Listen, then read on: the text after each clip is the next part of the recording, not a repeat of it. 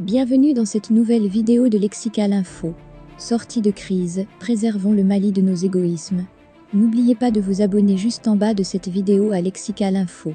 Jusqu'à présent, les Maliens n'arrivent toujours pas à accorder leur violon pour trouver les voies et moyens à leur crise qui sévit depuis 2012.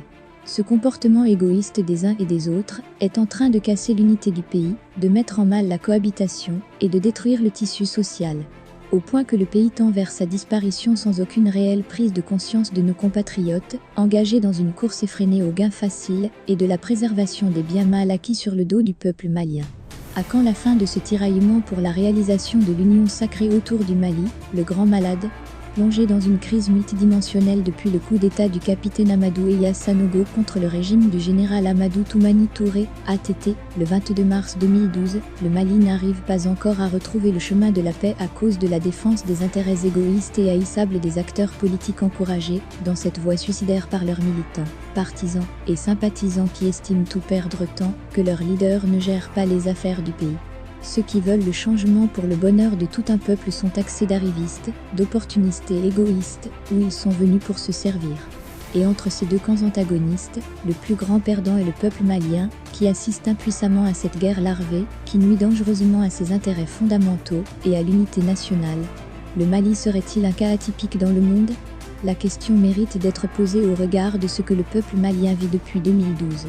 Si les crises dans un pays ont été des moments d'affirmer son amour à la patrie pour la sauver au prix du sang, cela est loin d'être le cas de notre pays en proie à une crise qui secoue le soubassement de la maison commune sous laquelle tout le monde tire sa pitance. Depuis 2012, jusqu'à ce jour, malgré la perte de notre souveraineté sur une bonne partie de notre territoire, abandonné aux mains des groupes terroristes et narcotrafiquants, les Maliens sont restés divisés, quant à une sortie de CIRS, pour permettre à leur pays d'amorcer son développement économique et social sans lequel tout progrès est voué à l'échec. Et jusqu'à présent, ils sont restés campés sur leur position, hostiles à toutes les voies de sortie de crise. Chacun se croit être le détenteur de la vérité et donneur de leçons, et pensant qu'après moi, c'est le déluge. Si c'est le cas, il se trompe sur toute la ligne. Le cimetière, dit-on, est plein d'indispensables. Qu'ils sachent que le Mali survivra sans eux. Les exemples ne manquent pas dans le monde où les populations des pays en guerre ont mis à terre leurs querelles inutiles, haine, rancune, rancœur et égoïsme pour faire face à l'ennemi extérieur et à ses complices de l'intérieur dont les actions menaçaient l'unité nationale. Cela s'est produit dans tous les pays qui ont été engagés dans la Première Guerre mondiale et dans la Seconde Guerre mondiale. Les femmes et les hommes de ces pays ont apporté à leur manière leur soutien de toutes sortes aux militaires au front.